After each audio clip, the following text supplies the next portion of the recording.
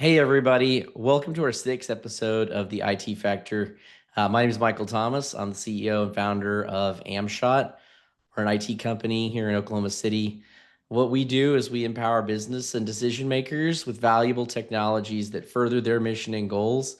We accomplish that by creating an environment for our employees that is really engaging and rewarding. So we're an employee first organization. We do consider ourselves part of our clients' teams as well. So we love working with companies with great cultures that have that mindset. Today, we're going to be talking about the evolution or the concept of staying evolved or healthy with your security strategy, your IT strategy. I'm joined by Drew Dorian. He's our fractional CIO at Amshot. He's been with us for a few years, and he is a huge advocate for cyber health and also real health. So thanks, Drew, for being a good influence to everybody here at Amshot. Michael, thank you for having me. I'm super excited today. Michael said I provide fractional CIO services to all of our partners. I spent about 4 years in the U.S. Army as an airborne military police officer, then 15 years in the fitness industry, and now about 15 years in the IT industry. So wellness is definitely what I like to do, and I'm super excited about today. You know, that is one of my favorite things. Everybody that I know in the biz, in the IT industry, we all have really incredible origin stories. We all have, passions that we get to bring to the front of the table. Definitely, if you're going to be a star at Amshot, you've got to have that kind of that passion and that drive. So, thanks for joining me here today. We will have a couple quizzes throughout, so please do participate to vote when you get a chance. We'd love that feedback. Here's what we're going to cover today. So, kind of this concept of extinction or evolution. Do you feel like your organization is stuck in the past? Are you kind of in the status quo in that kind of middle layer, or are you embracing change? Some of the top cybersecurity threats that we've got right now, since 2020, cybersecurity has been just ramped up incredibly.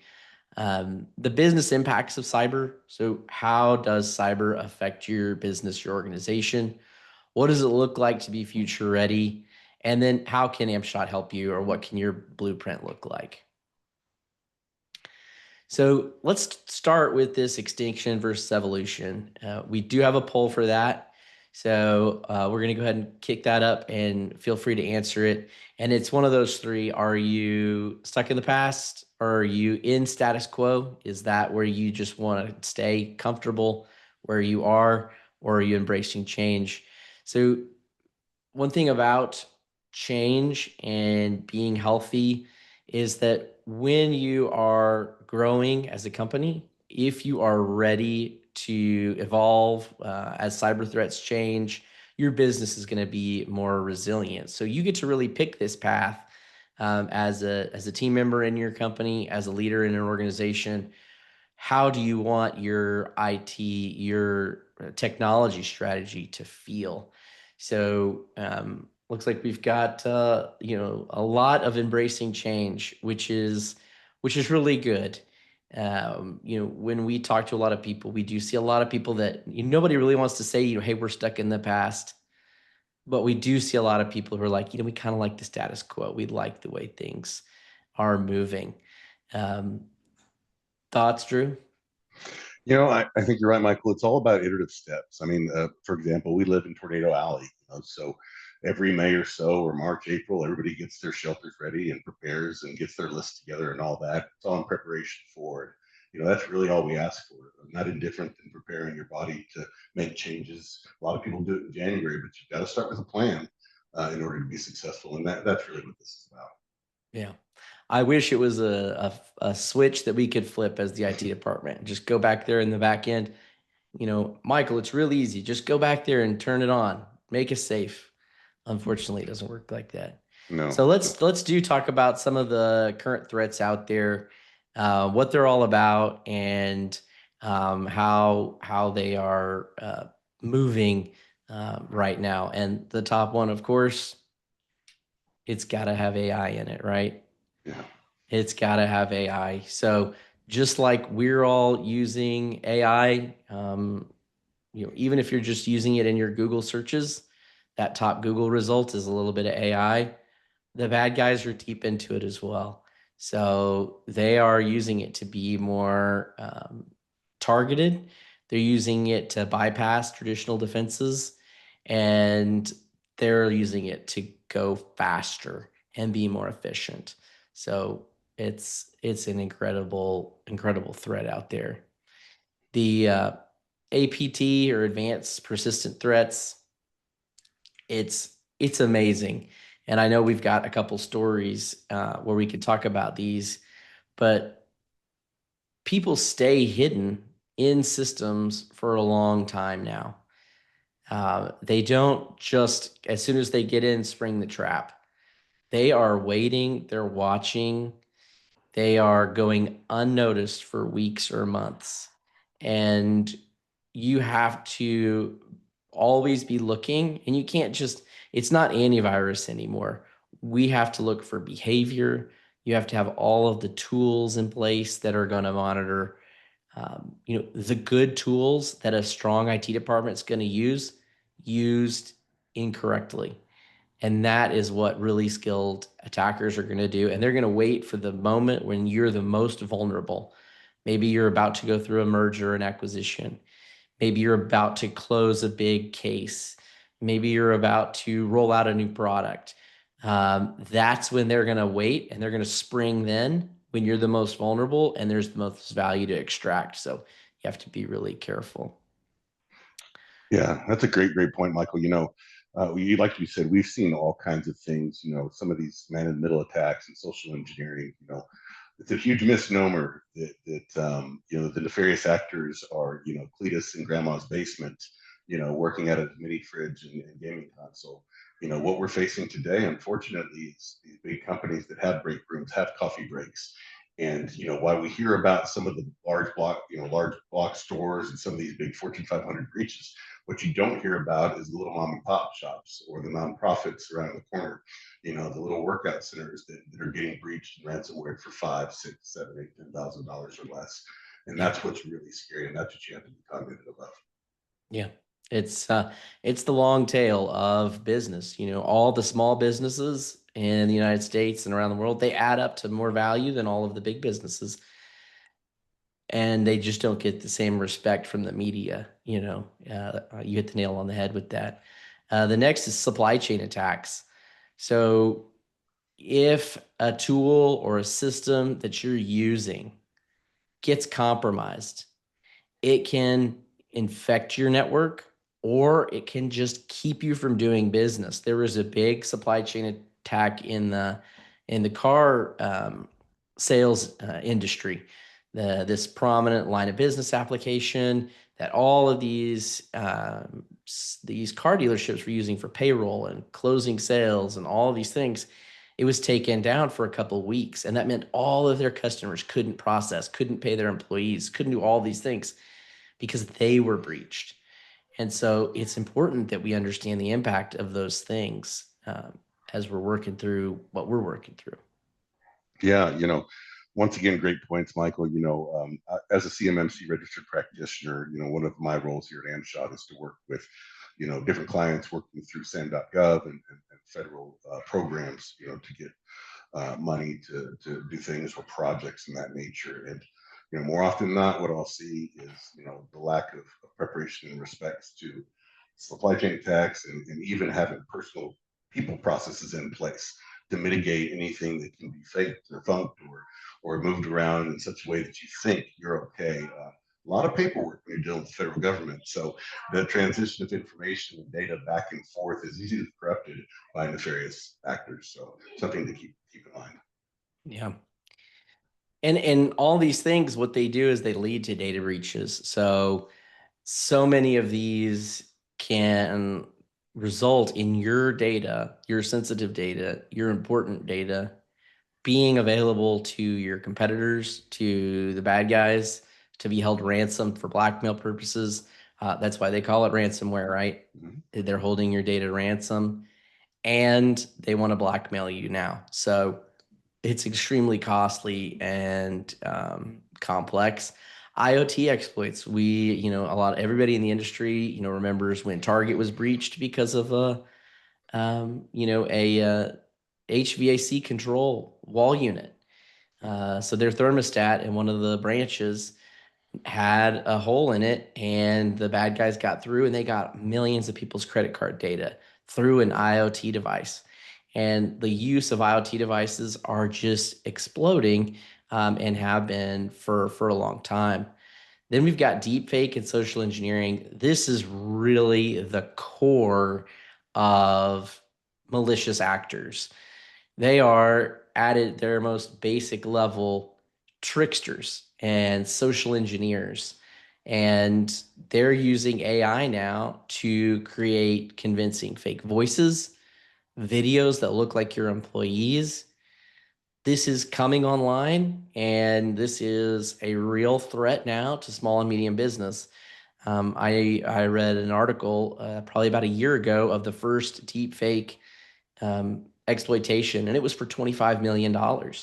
And the CFO was in the United Kingdom, and his finance team was in Hong Kong, and they were on a Zoom call, and he authorized over a Zoom call a $25 million wire, and everyone that he was on the Zoom call with was fake. They were all AI deep fake people that he had worked with for a long time.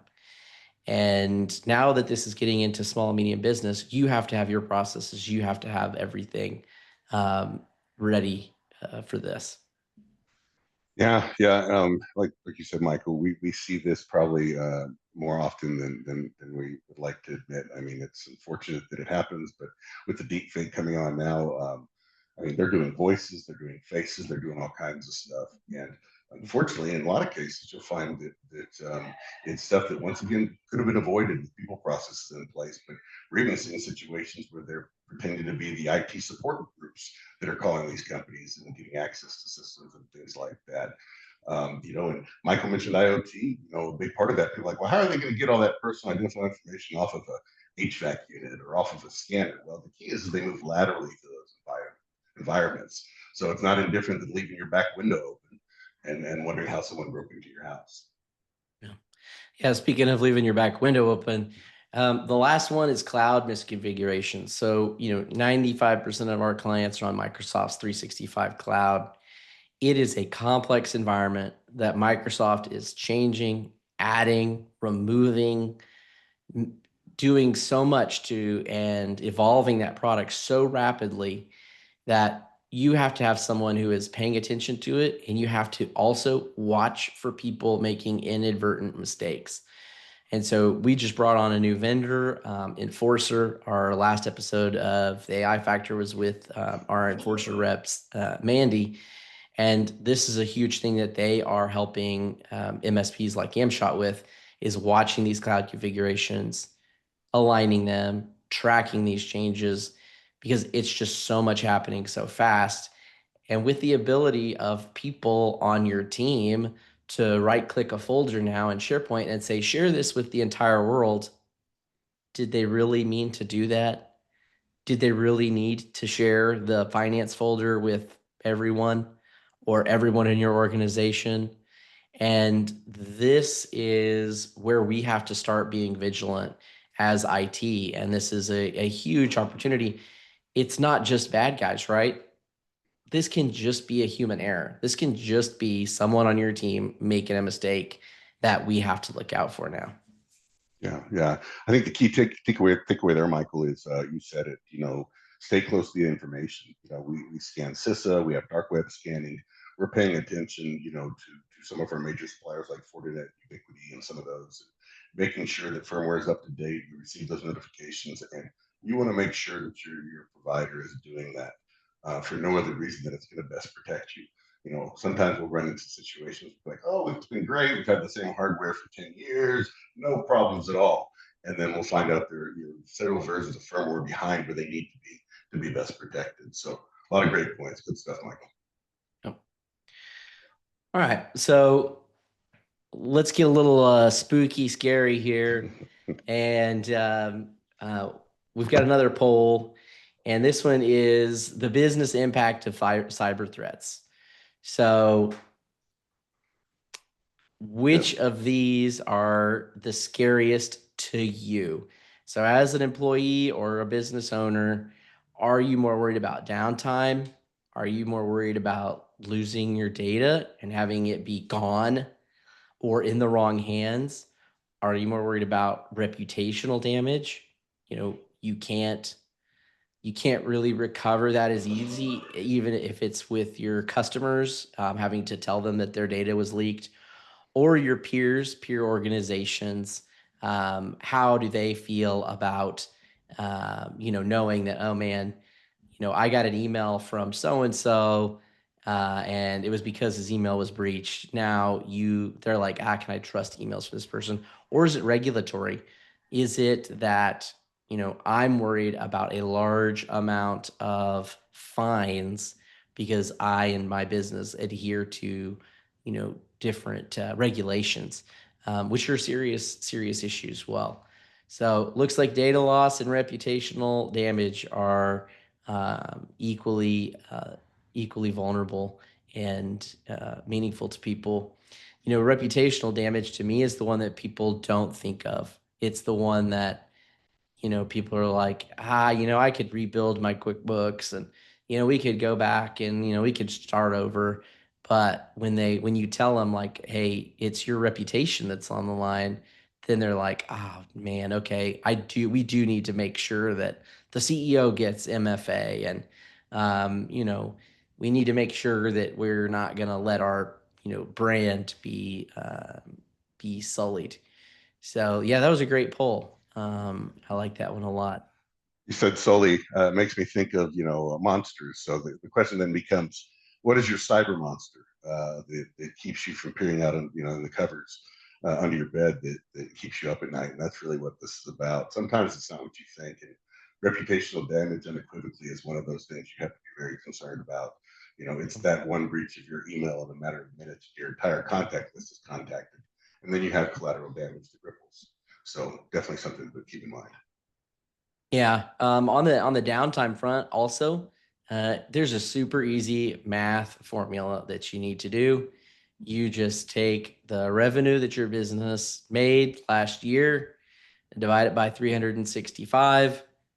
There you go. That's one day of downtime, and that's including holidays. And so imagine working days are even more valuable. So if you want to back out all the weekends and holidays, then you can see what the true value of a day is. Then imagine just the working hours. So 8 hours. What's an hour if you break it down even further? So, understanding the value of an hour of your company's time sitting on your hands, that's that calculation for downtime. That's an easy one for people to do, but I just want to make sure everybody knows how to calculate that. Yeah, great stuff. All right, so let's talk about what cyber readiness or future readiness looks like from our perspective. What does it mean that what's it mean to be future ready? And I know that you and I talk about this a lot, that future ready is and cyber ready is AI ready, and they're synonymous. So if you want to roll out AI in your business, you need to be cyber ready first. So um, it's not perfection, it's a lifestyle. So yeah, go ahead, Drew. Yeah, I think, one thing we like to say is we like to get past Captain Obvious. And Captain Obvious to us is your network stack, the things of yesterday that we would really focus on. Our world has changed. We have to be lifetime learners now. And that includes adopting AI very quickly, but also being aware of the edges around that, and making sure that your environment is secure in such a way that if should someone access your environment, they don't have a tour of your environment, a tour guide to take them around and show them what they need, because then it becomes Smithsonian, and that person has got to see everything of importance to include your Mona Lisa. Yeah. Yeah, it's really powerful, but in the wrong hands, it's equally powerful and equally damaging. So one thing we like to talk about is zero trust. So you have to, from an IT perspective, we have to start saying everything is bad. Here's what the good things are. And this is a tough concept for us to explain to customers. But before, we would let people have access to everything, and then we would take things away. And so that's the difference between, the old framework and the new. And so we have to make sure that people have access to the least amount of applications, least amount of data, the least amount of things possible to do their job. And that's our new default. And helping clients, helping, business leaders understand that mindset is a challenge for us. And it's something that we do talk about now, because you we have to be sure. Because before, if you even if you're a good guy in an environment and you now have Copilot or you have ChatGPT and it has access to all your data, you just have to say something, ask it something, and it will give you information about whatever it can see. Whereas before, a user in your office might have to like poke around and look in folders or look in different file shares to get sensitive data. Now they could just ask like an innocuous question, and just sensitive data might show up. And so that's how we have to rebuild these environments and rebuild this zero trust concept with people. Yeah, Mike, I was a little spoiled. As you're well aware, I spent about 10 years in the oil and gas world with one of the largest natural gas producers in the country, if not the world. And I was on the disaster recovery team. I was on the business continuity team. We did the tabletop exercises and all that. We had an elite team of cybersecurity professionals protecting them. But that's what this is about. It's about that trust, being where it is, and that's why we provide things like privileged access management tools, to keep those admin credentials low in the environments, and really try to provide that enterprise feel. I did a strategy review this week with a client that, was amazed to find out they had 1,300 alerts in a little under 30 days in their environment. Two of those alerts were vulnerabilities that we had to mitigate, triage, and just make sure that we had everything in place to keep from anything, going awry. So, definitely on point, and really love what you're saying here. The next is AI augmented defense, and AI is really come to the forefront in the last 12 months. We've been using it as individuals at Amshot for about 2 years now. And when I talk about it, I'm talking about like as a large language model, using it in kind of the new popular way. But it's been around for a few years before that. And it was around as machine learning, and it was around as pattern recognition. And so anything where there's lots of data coming through and you want analysis to happen, that's this machine learning. And so having AI augmented defense capabilities is one of the first ways that Amshot brought in AI through our vendors, because our vendors are looking at so much data, so much information was coming in from all during the 2020 spike in cybercrime, that human analysts are not keeping up. And so we had to set thresholds and start monitoring things and then looking for behaviors. And so cyber defense was one of the first industries to really start getting AI augmented capabilities. And it's something that we make sure that our vendors are using and are at the forefront of developing this technology, because anywhere there's tons of data, that's where that's where AI is really strong. So really important there.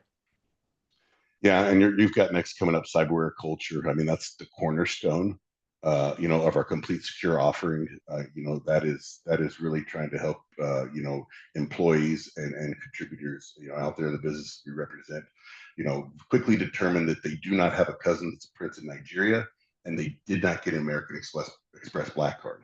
So, as much as you deserved it, credit is pristine. They're not going to email you that black card, not quite that way. So it's just that education, and we run those phishing campaigns regularly and review them quarterly. And we see drastic improvement. And it's just that awareness, that we work and strive to provide. Yeah, it's incredible.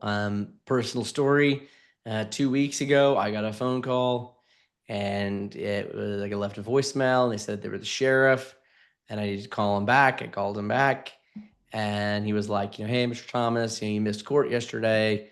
I was like, I didn't have court yesterday. You must have the wrong Michael Thomas. And they're like, no, sir, you live at, and he read my address off, and he did not sound like he was, a bad actor. He did not sound foreign. He sounded like a sheriff. And I was like, well, I'm in my car right now. My office is just a couple blocks from the courthouse. Like, I'll just come down and clear this up. And it was a bad actor. I don't know if they were in the States. I reported it to Oklahoma City Police Department and got it to the sheriff. They're already investigating this. There have been multiple people. But, I had to hang up on the person. And they said if I hung up, that I would be considered a fugitive, that I wasn't staying in contact with them. And I was just like, well, I mean, so be it then. And I hung up, and I turned around, and I called the sheriff's department, Oklahoma County Sheriff. Their phone was offline. Oof. Lucky me. So they had also mentioned the federal courthouse, that this was a federal case. So that was another red flag. But I called the courthouse and I was like, hey, what's going on? They were like, that's a scam. And I was like, wow, I cannot, it was so in depth. They had case numbers. They had, they told me all about this case, juvenile this, and it was a harrowing, stressful event. And I am an expert. I am an expert at social engineering. I can see these attacks. And I was still on the phone with him for 45 minutes, trying to understand what's going on, trying to and I can only imagine that so many people are falling victim to this. So you do have to talk about this in your company. It's not the IT department's job to shape the culture of your company, but it's our job to make you aware of what you should include. And so, being vigilant, having processes, double checking things, telling people if somebody calls you, hang up, look the phone number up for real and call the real phone number that's listed. You have Yeah. to do that. Michael, I hate to do this to you. I got a text message. I'm going to run go get this gift card for you. I'm sending them to your vacation house in Asia. I'll be Okay. right back. Yeah. My bad. So, Yeah. Yeah. Yes. We had a great office manager a few years ago during the pandemic. And I walked in the front door of the office and she goes, Michael, I can only get $500 max in Apple gift cards. And I was just like, well, that's not real. That's a scam. You're being scammed. And so it is such a vulnerable thing. And this culture and this cyberware culture, my warning and my advice to everyone is anytime you are vulnerable personally, you are more vulnerable to a cyber, social engineering attack. And so if your company is being in a merger, like I said earlier, if your company is putting a big deal together, if you are doing if you're moving your house, if you're moving your office, these are the times when you're a little anxious, a little more vulnerable, and the time you need to keep your guard up and take a beat and take that minute to respect what these people are doing. And the next one falls into that as well. So the resiliency over perfection, right? We talked about it earlier. Um, Evolution or lifestyle, health, however you want to, whatever analogy fits um, you know, your mind the best. This is not a thing where you flip the switch and it's all done and you're at 100. This is a continuous, ever changing, rapidly evolving situation. yeah, yeah. Complete agreement with you. Yep. I think it's great stuff. And you're 100% correct. I like the way we always see continuous improvement, but, definitely aware that perfection is something that is not necessarily attainable. It's just the pursuit of it. Yeah. And you really do have to weigh the concept of how much is too much, how I need Great to get point. business done, how do I balance this, resilience and strength and, capability of my business. And so we're here to help you navigate those things. We can come to a business and say, you've got to do this. And they'll say that's going to have too much of an impact on us. Then we just have to tell them like, hey, this is the vulnerability. This is where you could potentially lose revenue, lose time, and you know, let us know if that's acceptable, and we'll mark this as approved by you, the end user, the customer. And so we understand that, and we're flexible, but it is something that's ever evolving, and you've got to watch. Yeah, that's a great point, Michael. You bring up business impact analysis, and that's a key component of determining those things. Look at the financial aspects of the impact of your business as it relates to applications, downtime, whether or not you have a co-location, if you are to lose power, things like that, and determine what's the risk and how can we implement these protections, whereas not to interrupt or create business interruption. So that's it, business process integrity. Yeah. And a lot of that rolls over into supply chain security too. So if you can imagine, your all of your applications that you're buying, a lot of them are in the cloud now. What's it like if one goes down for a certain amount of time? How are they managing their security? Who's helping you evaluate these vendors and what that business impact is going to be when they go down? Every platform is going to go down for some amount of time. No one's going to promise you 100% uptime, right? It's in the 99.9s. So how much is that time worth? What are you going to do? What are you going to do when it's down? Are you going to take notes on paper? Are you going to send everybody home and save money on payroll? If you can game that out ahead of time and know what's going to happen and prepare everyone, it's an easy call to make. I had a old school attorney, one of my very first clients. I remember sitting around and the phones were down, and it was just the VoIP phone system. And, people were just kind of standing around, looking around. And he was like, it's just the phones, go file, go type things, get back to work. It's just the phones. And I always loved that, moment coming from him. I'm like, that's right. You've got to be ready for what we're going to do. Yeah, I have one last quick story about that. I mean, years ago, I remember going through a drive-through burger making chain, probably a little later than I should have. And we got to the window, and boy, was I hungry. And they said, "I'm sorry, sir, all of our systems are down."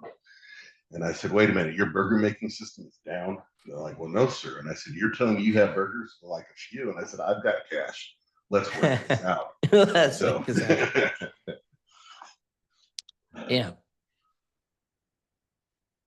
So here's what we do to help our clients be safe and understand what's going on. You've got to understand the risks, and you've got to share those risks with the clients. Our number one core value is be honest.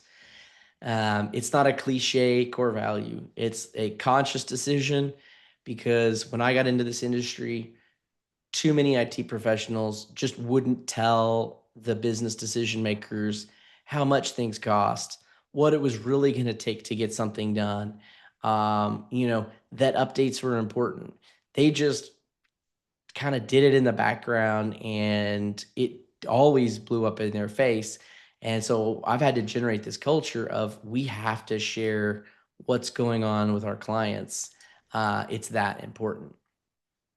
yeah, I think one of the biggest things I bring up is, I'd rather have that tough conversation early and often rather than an uncomfortable one later. And what that means to us is getting 12 to 18 months ahead on a budget roadmap so we can anticipate and predict spend. We want to know maximum level downtime. We want to know recovery time objectives. That way we can properly prepare, for a disaster or an event that we need to mitigate. Yeah. Yeah. Prevention and protection.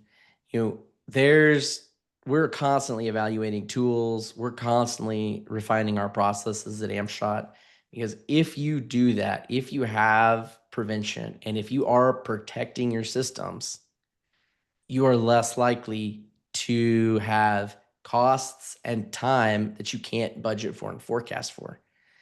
So why not spend as much time as possible, as much time as you can put at it in prevention and protection, so that the unpredictable things don't happen? Yeah. Yep. and keep an eye on your technical debt. That's the old homegrown applications. It's the old software that you just haven't quite upgraded yet. That server OS. We just went through a big one. Windows 10, October 14th. I can't remember a time when we had such a harsh cutover like that.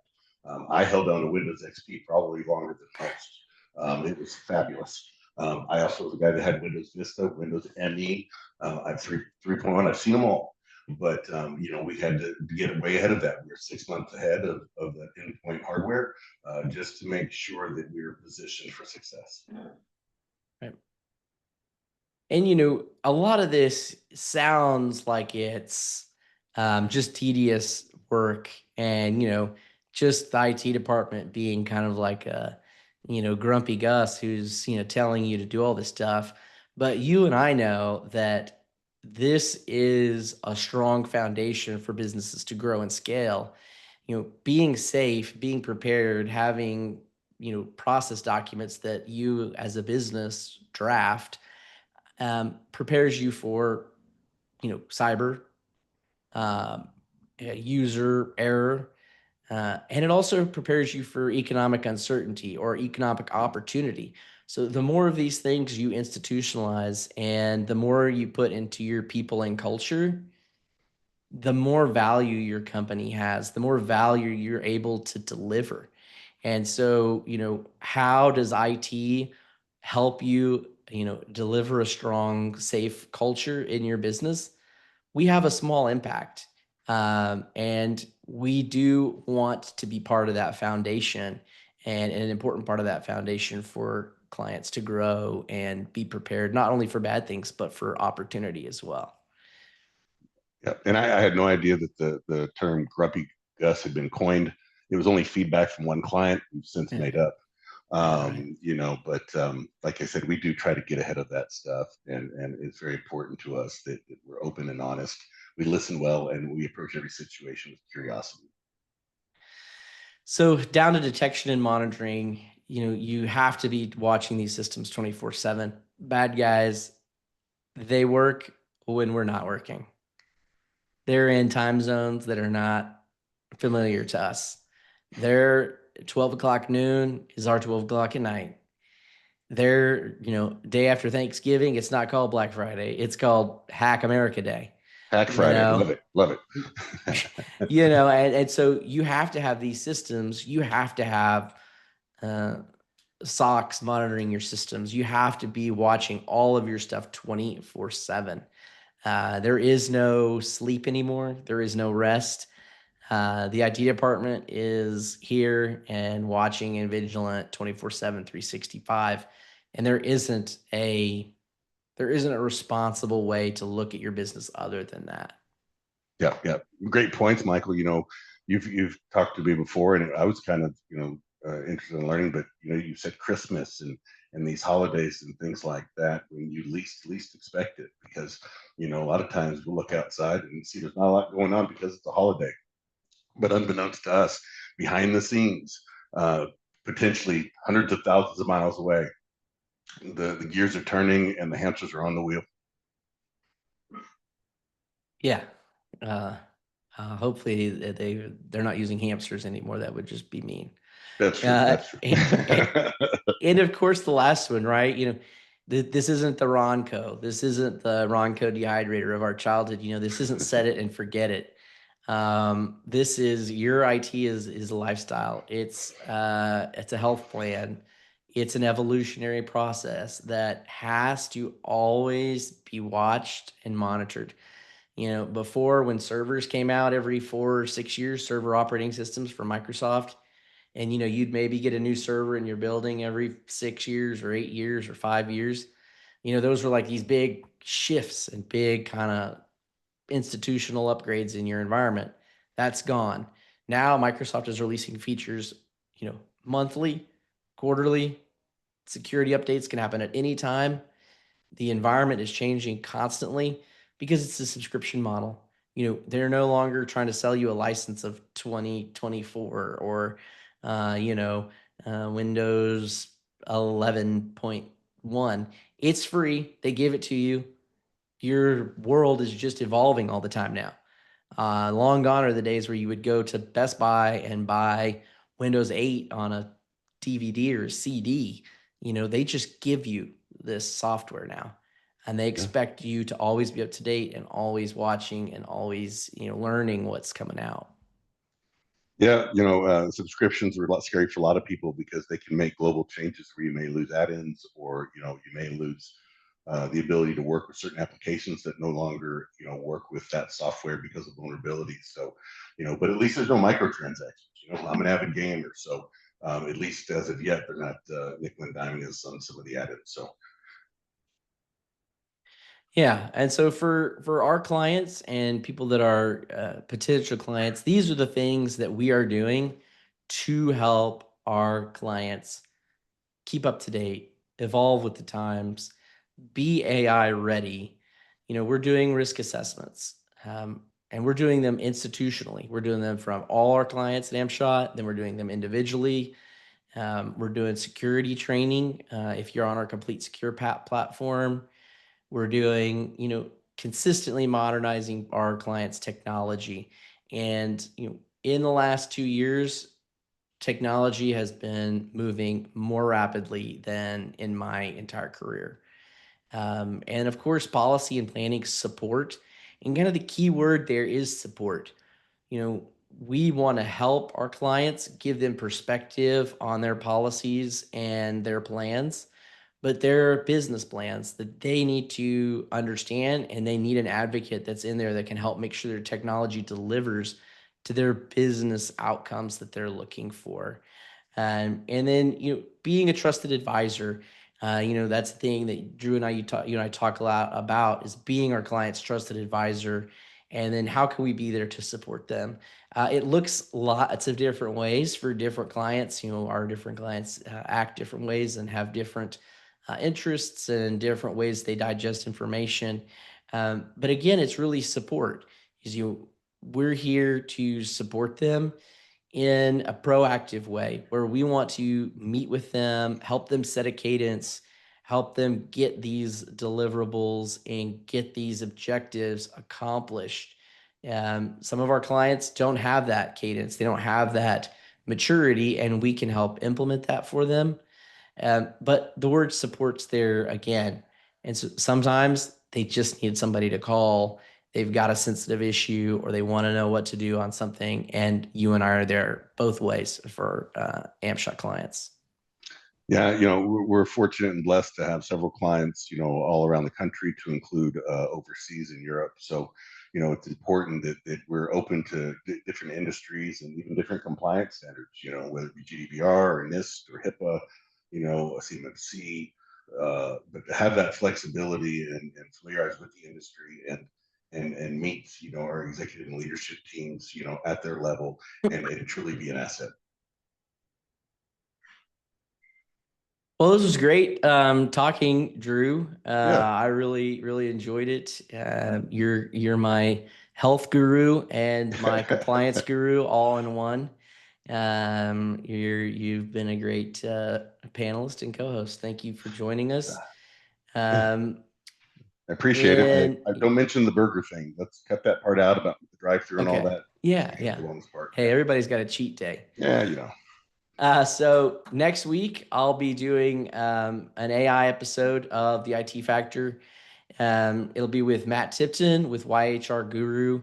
We're going to review an HR agent that we're deploying in Amshot for Amshot employees, to talk about the capabilities of that. What does that look like? How did Matt and I work together to build the agent and come up with its guidelines? It's Thursday, November 4th at 12. You can see the link there, and I'll be sending out an email to everyone here with that link as well. And then, yeah, there you go. There's my email and Drew's email if you need to reach out to us. Does anybody in the audience have any questions for us? So, Michael, yes, it looks like we do have a question here. So it's asked, if you run your business completely in the cloud with no on-premise hardware, how can outages similar to what AWS has experienced recently affect your cybersecurity effectiveness? Yeah, I'll go first. On the AWS and then Azure. So Azure was down yesterday. I have not looked into what the Azure outage caused, but a lot of our tools at Amshot were down. Thankfully, we have a core set of tools that are not linked to our main stack. And so we were able to service customers and still do rapid response issues, take care of ticket issues. But it did push us back. It pushed our deliverables. And, we're having to put in a little extra time now to recover from that, just like we would have had these tools been on premise. From my perspective, as a CEO first, the concept of having servers and services and software in your building or on premise, as you said, they're just your own cloud. It's the cloud. Everything is the cloud. It's just you manage it, you secure it, you're licensing it, you're paying for the internet to your cloud in your closet down the hall. And what do you do when it goes down? You need to make sure that these cloud vendors that you are relying on, that you understand what's going to happen if they leak data, if, they are down for a prolonged period of time and you need to keep functioning. What are these impacts, cyber or not? My answer is the same. Yeah, this could mean a co-location, for data. It could mean an on-premise backup. This goes back to what we talked about before: business impact analysis and the importance of disaster recovery planning, business continuity planning, and tabletop exercises. That's the key to this. As I mentioned, coming for enterprise oil and gas company, regularly, annually, we prepare presentations for the board of directors. They had a very robust data center where backups were held, co-locations at one point in Texas and other places. So those are the decisions that need to be made, and it's just an effective risk management program that helps land those decisions. Yeah. Right. And it's cost. How much time, how much, treasure do you want to spend to make sure that you have a copy of your financials outside of QuickBooks Online? Yep. And, what if QuickBooks, all of the data in all of QuickBooks was gone? What would that do to the economy? What would that do to small businesses everywhere? It would be an incredible situation.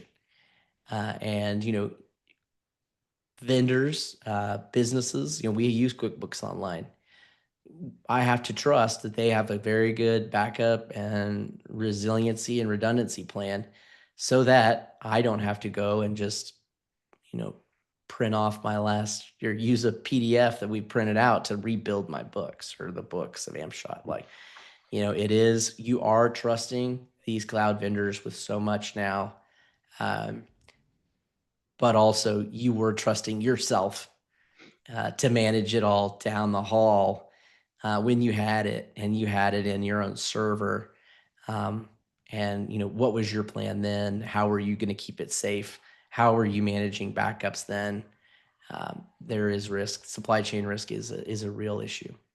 Yeah, think about that mixtape you had in your teens. Just didn't play right anymore, and you had to stick that pencil in and kind of twist it up. You want to have that copy somewhere. Yeah. Yes. I heard mixtapes are coming back, Drew. Only if you can splice them. Yeah. Yeah, I've heard that cassette players are coming back. I just got my 12-year-old CD player. What the hell is that about? Okay, well, that's great. Just get rid of all ours. I was guilty of the Microsoft Zune. I don't know what I was thinking, but yeah. Oh, those will come back for sure. All right. Well, everybody, thank you guys for joining us today. It was a pleasure to host you guys. Stay tuned for an email from me about our next webinar and a link to this video. Bye, everybody.